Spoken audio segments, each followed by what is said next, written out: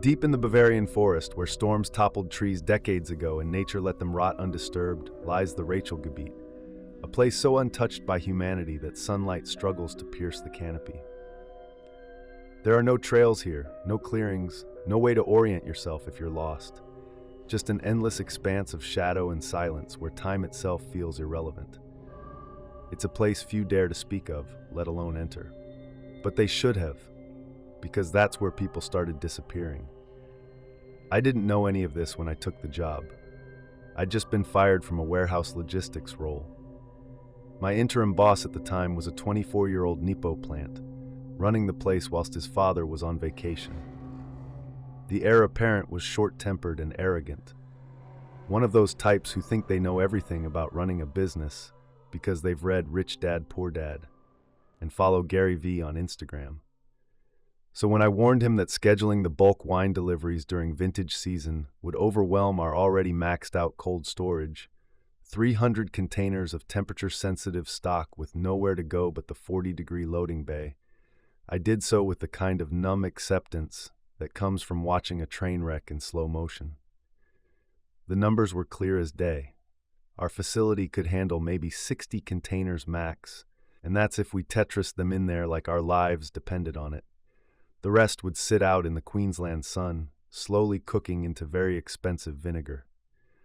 But my words just floated through that empty chasm between his ears and disappeared into the nether, probably to join all the other ignored warnings from people who actually knew what they were talking about. So come 5, the workers walked, leaving behind a ghost town of half-stacked pallets and beeping forklifts low on charge. The first trucks were already lined up outside, drivers getting antsy in their cabs, paperwork clutched in sweaty hands. By morning, it'd be a shit show. I remember standing in that empty warehouse, looking up at the mountains of boxes we'd somehow have to deal with, and knew if I came in tomorrow, my ass would be handed to me by some private, educated ponce with a business degree. I'd bet good money he paid someone else to earn. So I left my vest and company-issued hard hat in my office, dropped my pass and forklift keys into the after-hours post slot, and walked out. Drove home in my beat-up Commodore, windows down because the AC had died 2 summers ago, and I'd never bothered fixing it. Blocked every number in my phone still related to that place, cracked open a beer, and started looking for a new job. That's when I found the listing for the watchtower position. The job listing was sparse on details but heavy on requirements. Posted by the Brides of Christendom, a religious organization I'd heard whispers about, mostly the kind you'd expect from people who think anything more organized than a Sunday service must be hiding something. They had deep pockets. That much was clear from the salary they were offering. 6 figures for what amounted to glorified data collection in the middle of nowhere. I'd have been suspicious if I wasn't so desperate. If I'd been thinking clearly, I might have wondered why they needed someone so far from their usual territory. I remembered that mess with Kirby Leedy a few years back. Everyone did. She'd gone out to their compound in Warlpiri country to do an expose on what she called Australia's most dangerous cult. Years later, they found what was left of her buried under the red dirt. The investigation went nowhere. No evidence, they said. Just circumstantial links that weren't enough for charges. The compound shut down soon after, leaving nothing but empty buildings and unanswered questions baking in the outback sun. But here's the thing. I knew a guy called Mason who'd done their grocery deliveries out there for years. Real straight shooter type, not the kind to sugarcoat anything. He swore up and down that the women there were nothing but kind. Just trying to live their faith, he'd said over beers one night. Media got it all wrong, mate. Those ladies wouldn't hurt a fly. Besides, this position wasn't even in Australia. It was halfway across the world in a forest I'd never heard of until now. The requirements were specific. They wanted someone strong, with mountaineering experience. Fair enough, given the location. But then they went on about extraordinary attention to detail and the ability to take scientific readings. The listing emphasized, almost defensively, that no science background was necessary, however. They were more interested in someone with passion for nature and dedication to environmental preservation. We believe that true understanding of nature comes from devotion rather than education, the posting read. The right candidate will share our commitment to protecting God's creation through careful observation and documentation. It was a 12-month contract, no renewals possible. That struck me as odd. Usually these kinds of positions want someone they can train up and keep. But they were clear. 1 year, no exceptions. The job involved manning one of their watchtowers solo, taking regular readings that they didn't specify. They'd provide training, they said. Every second weekend, I'd meet with a Brides of Christendom representative to hand over my data, which would supposedly help with their environmental conservation efforts. Your work will contribute to our understanding of natural cycles and help preserve the delicate balance of God's creation, the listing continued. It was vague enough to sound meaningful while saying absolutely nothing concrete. Like a horoscope or a prophecy, words you could pour any meaning into, depending on what you wanted to hear. The isolation part didn't bother me. After dealing with that walking management disaster at the warehouse, a year of minimal human contact sounded like heaven. They'd provide food, accommodation, and all necessary equipment. The pay was enough to set me up nicely afterward. Maybe start that ginger beer line I'd had brewing for a while. I was a pretty experienced hiker, was familiar with most of the major peaks in the world, even taught an abseiling class in Croatia for a while in my mid-20s. I took another swig of beer and started filling out the application. Sometimes the devil you don't know is better than the one you do, even if that devil happens to be a religious organization with a questionable past and very specific requirements for watching trees in Germany. Radio silence followed my application. 2 weeks of refreshing my email and jumping every time my phone buzzed. I picked up temp work loading trucks. The irony wasn't lost on me, and tried not to think about how quickly my savings were dwindling. In hindsight, they were probably waiting, watching, assessing my desperation level, making sure I was in exactly the right state of mind when they made their offer. "Your application was very strong," she said cheerfully, after introducing herself as Sister Catherine. "Tell me a little more about your background." I mentioned my warehouse work, inventory management, quality control, heavily stressed a lifelong interest in nature, even found a way to mention that one time I backed up an entire highway to save a yellow-tailed cockatoo from Pancake City. Eventually she prodded, "And your scientific background?" "None, really. Basic high school stuff. Bit of chemistry in first-year uni before I dropped out." There was a pause, then a sound I could have sworn was satisfaction. "Good. Very good. We find those with too much formal education often struggle with our methods. Our approach is more holistic, but we're confident in the results we've seen so far." The questions continued. Had I ever lived alone for extended periods? Was I comfortable with isolation? Could I follow precise instructions without deviation? Then, almost casually, "Are you a man of faith, Mr. Davies?" "No," I admitted. "Never really took to it." She laughed, a warm sound that seemed genuinely amused. "That's quite common among our watchmen, though they all leave believing, one way or another." The call ended abruptly with a promise to be in touch. A week later, an email arrived from their HR department. I had the job. A woman, another Catherine oddly, handled the logistics, plane tickets, necessary paperwork, a list of what to bring. I spent the next month wrapping up my life. Found someone to take over my lease, stored my furniture at my parents' place, sold what I couldn't store. The flight to Munich felt surreal. From there, I caught a train to Zwiesel, a small town that serves as one of the main gateways to the Bavarian Forest. A woman in a white robe was waiting at the station, holding a sign with my name. Sister Mary, she introduced herself, all smiles and enthusiastic German-accented English. We drove for hours in a sensible Volkswagen, deeper and deeper into the forest. The roads got narrower, the trees taller, until the canopy above formed an unbroken ceiling that turned afternoon into perpetual twilight. Sister Elsa chatted the whole way about the forest's history, the Bride of Christendom's conservation work, how blessed they were to have another watchman. The tower appeared suddenly, a stark silhouette against the darkening sky. Modern construction despite its isolated location, rising maybe 40 meters above the trees. My home for the next year. Now, Sister Elsa said, unfolding a map on the tower's small table. You have 12 locations to monitor. She traced a perfect circle around the tower, marking each point. Each requires different readings. The next 2 hours were a crash course in data collection. Soil samples at points 1 through 4, using a special probe that measured something she called resonance. Air quality readings at points 5 through 8, with a device that looked more like an antique compass than any scientific instrument I'd seen.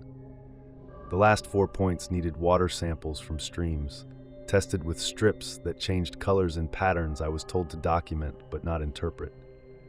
Every Sunday, she explained, you will take the trail to Spiegelau, 5 hours each way. You'll meet one of our sisters at the Waldkirche at noon to deliver your readings and receive supplies. The training felt rushed, inadequate for the precision they seemed to want. But before I could ask for clarification, Sister Elsa was heading for her car. The Lord's work awaits, she said cheerfully. You'll do fine. Then she was gone, leaving me alone in a tower that suddenly felt very tall and very isolated. The single room at the top was sparse but functional. Bed, kitchenette, bathroom behind a partition. The windows wrapped all the way around, giving me a 360-degree view of absolutely nothing but darkening forest. Perfect visibility in every direction, like a fishbowl. I unpacked my bags, trying to make the space feel more like home. Everything felt fresh, almost surgically so. This place had plenty of fresh air, but I could smell the lingering afterburn of rubbing alcohol, as if this place had received a deep clean before I moved in, thoughtful. Once I made my bed, I tried to settle in for the night. But as the last enduring rays of the sun disappeared and the forest plunged into absolute darkness, I couldn't shake the feeling that something was watching from those trees, looking up at my brightly lit box in the sky. At the time, I laughed it off. I'd spent a good chunk of my life camping and scaring myself shitless. The human imagination is inexorably linked with our primate brain. The mind feeds you images of moving shadows and ghouls under beds and murderers in darkened alleyways. It's a way of keeping you on your toes, keeping you alive. So I summed up those feelings of unease that night to little more than my imagination. As always, I should have listened to my gut. The first month passed easily enough. I developed a routine: wake at dawn, make coffee, check the weather. The readings took most of the morning, a perfect circle through the forest, each point marked by a small metal stake driven into the ground.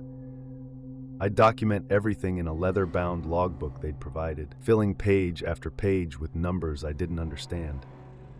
The soil probe would hum at different frequencies, displaying readings in units I'd never heard of.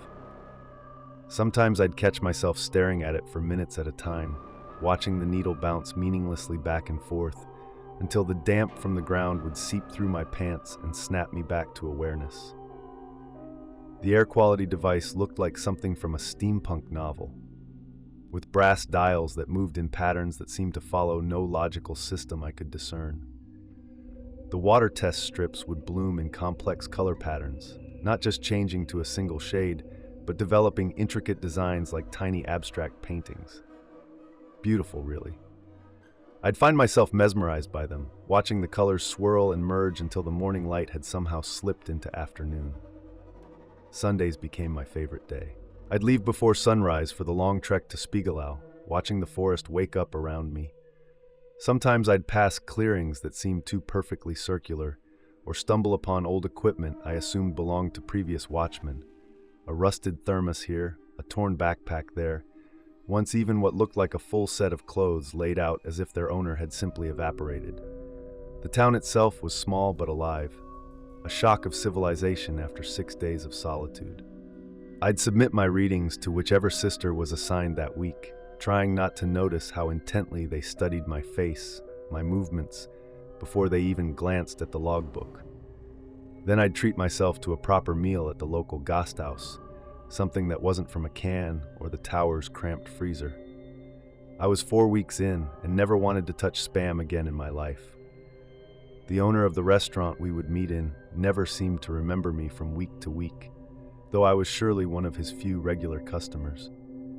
Maybe all us watchmen just looked the same to him after a while. I tried Googling the devices I used for the readings during these brief windows of connectivity, but found nothing even remotely similar. Searches for other watchmen's experiences came up empty. When I casually asked one of the sisters about previous watchmen, she smiled that serene smile they all seemed to share and said, "The watchtower is new, and so is your position. There weren't any watchmen before you." They also sprung health checks on me. Took longer than submitting the readings. The health checks were exhaustive. Blood pressure, reflexes, muscle tone, coordination tests. They'd shine lights in my eyes, test my hearing, measure my heart rate after basic exercises. One sister would take detailed notes while another performed the tests, their pens scratching against paper with the same methodical precision as my measurement devices in the forest. Sometimes I'd catch them exchanging glances, making small marks in margins. Then came the questions, always the same. How is your motivation level? Are you maintaining your energy throughout the day? Describe your sleep patterns. Rate your overall sense of purpose from 1 to 10. They'd inspect everything I bought before I headed back. Food, supplies, even magazines. Certain materials can interfere with the readings, they'd explain. Modern chemicals, electronic devices, some dyes. We must protect the purity of our work. Once, when I bought an extra coffee maker for the tower, Sister Agnes almost seemed alarmed. She confiscated it immediately, muttering something about artificial stimulation corrupting natural patterns. I learned to line my socks with sachets of instant coffee. Some things I just wasn't willing to give up. It all seemed excessive, but well-intentioned. Until things started to change. It began with sleep. I'd always been an early riser, but suddenly I was sleeping through my alarms. I'd wake groggy, disoriented, sometimes well past noon. The sisters noticed. Of course they did. Quite normal, they assured me during the health checks, making those little marks in their notebooks. The forest has its own rhythm. Best not to fight it. My appetite disappeared. Dishes piled up in the sink because the thought of washing them felt overwhelming. My daily hikes became shorter, then stopped altogether. I'd sit in the tower's single chair for hours, staring at the trees, thinking nothing. Sometimes I'd wake up to find I'd been sitting there so long the sun had set, though I couldn't remember what I'd been thinking about, or even if I'd been thinking at all. Depression, I thought. I'd experienced it once. It was something like this. The caffeine pills and energy drinks I smuggled back helped, but only barely. The sisters never found them in their inspections. I'd gotten good at hiding things, but sometimes I wondered if they knew anyway. They'd give me these knowing looks during the health checks, especially when testing my reflexes or measuring my pulse. The younger ones would seem almost excited, while the older sisters would nod with grim satisfaction, as if I were confirming something they'd suspected all along. I told myself it was the altitude, or seasonal affect disorder, or simple isolation. But I'd done solo work before. I'd lived alone. This was different. It wasn't just tiredness. It was like something was slowly draining away my will to do anything at all. Even writing in my personal journal became an effort. The entries grew shorter, then stopped altogether. The last one before this just trails off mid-sentence, as if I'd forgotten what I was trying to say, or why I was trying to say it at all. Then came the nights. The first time I saw one, I was about to head out for a late evening reading. Just a figure at first, moving between the trees. It looked like a man, but something was wrong about the way it moved. Sluggish, dreamlike, as if every step required immense effort. One foot dragging itself after the other, stumbling over roots and through thickets. It would stop for long periods, head limp and lolling against its shoulder, swaying slightly, as if it had forgotten what it was doing or where it was going. I watched through the tower windows, telling myself it was just another hiker, though I knew no one else was supposed to be out here. But there was something familiar about the way it was dressed. Heavy boots, weatherproof jacket, the kind of gear I wore for my readings. With the aid of a pair of binoculars, I could see dark stains on their clothing, patches where the fabric had started to rot. They kept appearing, always at the edge of my vision, always just as the sun set, sometimes alone, sometimes in pairs, just lingering among the tree line. Their movements seemed wrong, like people moving through thick syrup or a video played at quarter speed. Sometimes they'd just stop mid-step and stay there, swaying slightly for hours. I know because I watched one once, unable to look away until dawn started creeping over the trees. As the light touched him, he seemed to stir slightly before shuffling deeper into the forest. I found their traces during my daily readings. Boot prints, walking in aimless circles, old equipment scattered about, rusted soil probes, torn backpacks, logbooks so water damaged the pages had fused together. Once I found a jacket identical to mine draped over a tree branch. The name tag was still legible, Richard K. Tower 4. The fabric crumbled when I touched it. The worst part was the silence. The forest should have been full of night sounds, owls, small animals, wind in the trees. But whenever they appeared, everything went quiet. Like the whole forest was holding its breath. Or like these wandering figures had somehow drawn all the life and energy from the air itself. I stopped going out after dark, started double-checking my locks, tried to convince myself I was imagining things. Then came the crackle from beneath the floorboards. At first, I thought I was imagining it, another trick of an increasingly unreliable mind. But no, there it was again. A static burst, followed by what sounded like a voice. I found the loose board near my bed, and underneath it, wrapped in oilcloth, an old walkie-talkie and a pack of fresh batteries. "Hello?" The voice was clear, accented, but eerily tired. "New guy, you there?" I hesitated before responding. My fingers felt clumsy on the talk button, like they were forgetting how to work. "Who is this?" "Jabari. I'm in Tower 7, about 15 kilometers northeast. Been here 10 months now." His voice had an urgency to it, but also a heaviness, like each word was an effort. "Had a relationship with your predecessor, but he just disappeared one day." "Disappeared? What do you mean?" "You're Tower 6. You won't last long either. They never do." None of his words made sense to me at the time, but they still put the fear of God into me. "He left all his stuff," Jabari continued, as though to himself. "Even his readings. Thought I think I saw him last week wandering near my tower. He couldn't. He trailed off."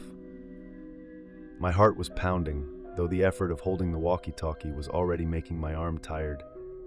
"We're not supposed to have contact with other watchmen." "No shit." A dry laugh, followed by a long pause, so long I thought he'd fallen asleep. Finally, "But there are things in this forest they don't tell us about. Things you've probably started to notice. Share your readings with me. I've got a theory." "This could be a test," I cut him off. "From the sisters."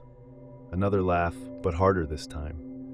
"Fine, but when you start to see them, really see them, and you start to suspect what I suspect, I'm here until the end of September. I'll keep my walkie close." His voice dropped lower. "If I'm still here." The transmission ended. I sat there in the darkness, staring at the device in my hands, trying to convince myself I'd imagined the whole thing. Outside, the forest had gone quiet again. And in the distance, barely visible in the moonlight, a figure in a weatherproof jacket stood perfectly still between the trees, head tilted at an odd angle, as if it had forgotten where it was going, or what it once was. It's wild how fiercely your mind fights to rationalize things, even when every instinct in your gut is screaming that something's wrong.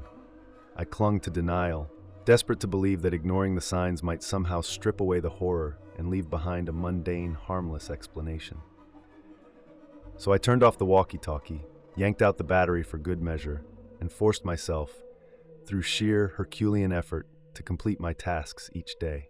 All the while, my energy and will seemed to drain away, hour by hour, as if the very act of existing was bleeding me dry.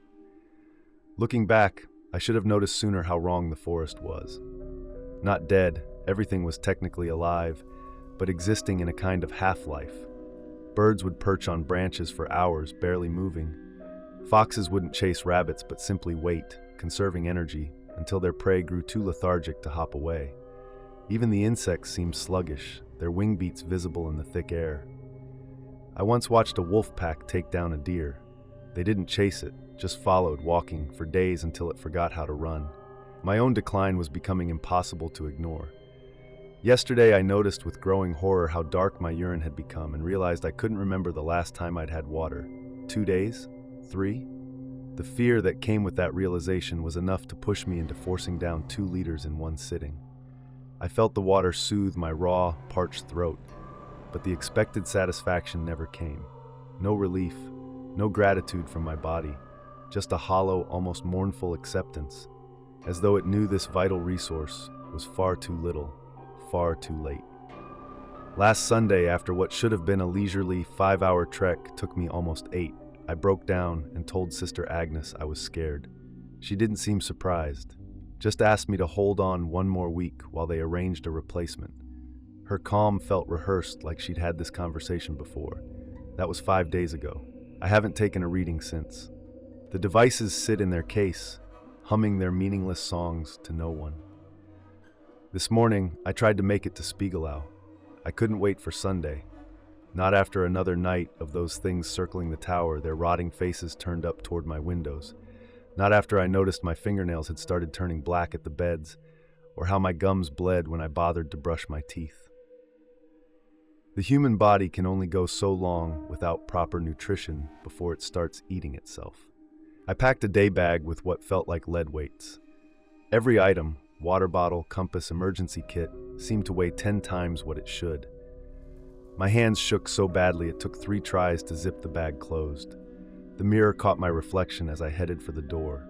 Sunken eyes in a gray face, cheekbones sharp enough to cast shadows. I didn't recognize myself. The forest was bright when I set out, morning sun streaming through the canopy. I'd made this trek dozens of times before. 5 hours to town, 5 hours to help. Simple. The first kilometer was like walking through wet cement. Each step required conscious effort. Lift foot, move forward, place down, repeat. My muscles felt like they were filled with sand. I kept checking behind me, certain I'd see them following, but there was only empty forest. The silence felt anticipatory, like the whole woods was holding its breath, watching. By the second kilometer, I was stopping every few minutes to rest. My vision would blur, then clear, then blur again. The path seemed to stretch endlessly ahead, twisting in ways I didn't remember. Had it always been this steep, this winding? My heart pounded with effort that would have been nothing a month ago. I started talking to myself, trying to maintain focus. One foot, then the other, just like that. Keep moving. My voice sounded wrong in the thick air, like it was coming from somewhere else. Someone else. The weight came gradually, not physical, something deeper. Like gravity itself was increasing, pulling me toward the earth. My shoulders curved under it, my spine wanted to bend. Every few steps, I had to remind myself why I was walking, where I was going, who I was. I don't remember falling, just the suddenly close view of dead leaves, the damp smell of soil. My cheek pressed against the earth, and I could have sworn I felt it pulling at me, trying to draw me down and deep. I should get up, I thought, should keep moving. But why? The thought came with strange clarity. Why fight it? The ground was soft, the air was warm. I was so tired. My eyes closed. When they opened again, it was night. I've never been in these woods after dark. Never really understood why that was such a strict rule until now. The panic gave me enough energy to stumble to my feet. The tower was closer than town, maybe 40 minutes in my current state. I pulled out my flashlight and forced myself to move. The beam seemed weak, as if the darkness here was something physical, something that could push back against the light. That's when I heard them, footsteps, all around me. Not coordinated enough to be walking, but not random enough to be stumbling. The sound of dragging feet through dead leaves, coming from every direction at once. The beam of my flashlight caught glimpses, figures in various states of decay, wearing the tattered remains of weatherproof gear. Their skin was gray, where it wasn't black with rot, stretched tight over bones. Some still had name tags, some still had faces. I recognized one, Richard K., from Tower 4, whose jacket I'd found. His flesh had the waxy texture of a corpse, but his chest still rose and fell with shallow breaths. His eyes were clouded but aware, tracking my movement with terrible recognition. His mouth moved, forming words without sound. Then I realized he was warning me. They all were. Their mouths moved in silent unison. Run. I ran. Somehow. Each step felt like moving through a physical barrier, but terror is a hell of a motivator. Behind me, they followed. Not chasing. They couldn't move fast enough for that. Just inexorably following. Like they knew I'd tire eventually. Like they remembered doing this very thing when they were still fully human, still capable of fear. One was closer than the others. The remains of a blonde beard clung to his chin in patches. His uniform was newer than the others. Couldn't have been out here more than a few months. His eyes met mine as I passed, and there was still something there. Something that remembered being someone. He reached for me with blackened fingers, not grabbing, but beseeching, wanting to tell me something, wanting to warn me. The sound that came from his throat wasn't words, just a low, continuous moan that might have been despair. I made it back to the tower. My hands were shaking so badly I dropped the walkie-talkie twice before getting the new batteries in. Behind me, through the windows, I could see them gathering. Some stood perfectly still, faces upturned to my light. Others swayed gently, like seaweed in a current. A few simply sat where they stopped, as if they'd forgotten how to stand. Jabari, please. Static. Then, here. His voice was barely a whisper. Bad night? What the fuck is happening here? A long pause, just breathing. Then, should tell you truth, I lied, on application, have PhD biochemistry, knew they didn't want scientists but needed job. The readings, bullshit, all of it. Each sentence seemed to cost him enormous effort. Soil resonance, meaningless term, air quality devices, just pretty toys, water test patterns, random, found old records in floorboards, letters, notes from previous watchmen. His breathing was getting worse. 8 generations, 8 towers, always moving, getting closer together, triangulating. Triangulating what? The source. Why we're all like this. A wet cough. They're measuring us, not the forest. Instruments are red herrings. Our dying bodies are the true reading. How fast we fade. How quickly we join them. The quicker we fade, the closer they are to finding it. Through the static, I heard papers rustling. Wrote it all down, proper analysis. Soil probe generates random frequencies. Air quality meter just runs on clockwork. No actual sensors. But us? They measure everything. Weight loss, cognitive decline, energy depletion. The sound of something heavy falling. Jabari cursing weakly. Pattern in tower movements, over decades. They take them down, rebuild, with every missing watchman, spiraling inward, getting closer to finding what they're looking for. Watchmen in Tower 2 last barely a week before they fade. A sound from outside made me jump. I stood and peeked through the expansive window. The watchmen were walking away now, disappearing into the thicket of the forest, like they'd given up, or knew it was too late for me. I tried to believe it was the former. Have to tell you. Jabari's voice was fading. Overheard sisters, talking. One word, Belphegor. Do you know who that is? 'Cause it's not good. The name hit me like ice water, Catholic school lessons from years ago. Sister Mary Catherine's stern voice, Belphegor, demon prince of sloth who draws men into the sin of spiritual apathy. Jabari, listen, we need to get out, meet halfway, help each other. Too late for me. His laugh turned into a wet cough. Haven't eaten, 2 weeks. Legs don't work anymore. Been using Dexies to stay awake. Almost out. Run, while you can. Get help. I can't leave you. Already gone. Just fighting the inevitable. Run.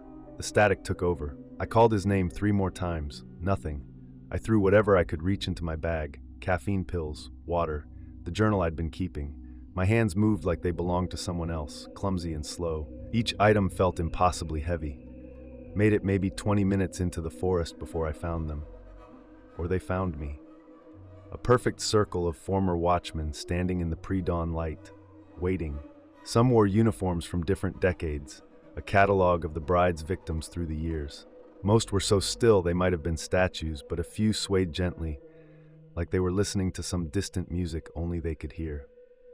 The exhaustion hits me like a physical wave, but it's different this time. Final. It starts in my bones and radiates outward, turning my muscles to water, my thoughts to mist. My legs fold under me, and I know with terrible certainty that I will never stand again. I recognize this feeling now. It's not just tiredness, it's surrender. The same thing I've seen in the eyes of every wanderer in these woods. That moment when the last ember of will gutters out, when even breathing feels like too much effort, when existence itself becomes an unbearable weight. I should be terrified, should be fighting, but I understand now why none of them run, why they just stand and sway and wait. Fighting requires caring, and whatever's in these woods has drained that from me drop by drop, day by day. All that's left is a vast, empty acceptance. My mind is already starting to drift. Thoughts slip away before I can grasp them, like trying to hold smoke. But I have enough left, just enough to write this down, to warn whoever finds it. The caffeine pills aren't working anymore. My hand can barely hold the pen. Looking at the page, I can see my handwriting deteriorating, the letters becoming shapeless, like my mind is forgetting how they're supposed to look. I think I'm going to rest now, just for a minute. There's a woman in white standing among the trees. She's watching me, smiling that serene smile they all share. It's like she knew I wouldn't make it till Sunday.